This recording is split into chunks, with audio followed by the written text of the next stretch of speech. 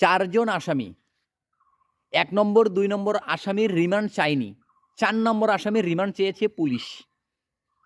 বলছিলাম 11 বছরের মোহনাকে যে অমানবিক অমানসিক নির্যাতন চালিয়েছিল বাংলাদেশ বিমানের এমডি ও তার স্ত্রী আরও 2 জন গৃহকর্মী মিলে, পুলিশ 4 নম্বর আসামি রিমান্ড চেয়েছে, অর্থাৎ বাংলাদেশ বিমানের এমডি এবং বিথির রিমান্ড চায়নি, অথচ তারাই কিন্তু মূল আসামি। মানে মোহনা কি ন্যায় বিচার পাবে বাংলাদেশে? মানে বাংলাদেশে কি ন্যায় বিচার প্রতিষ্ঠিত হবে? আইন কি সবার জন্য নিশ্চিত হবে? যারা অপরাধ করবে তারা কি অপরাধের শাস্তি পাবে আইনের মাধ্যমে? না আইন শুধু টাকা পয়সা দিয়ে ম্যানেজ করা হবে, আইন মানা হবে না, আইন মানতে কাউকে বাধ্য করা হবে না ন্যায় বিচার প্রতিষ্ঠার মাধ্যমে? আইন শুধু বাংলাদেশের নিরীহ সাধারণ অসহায় মানুষদের জন্যে?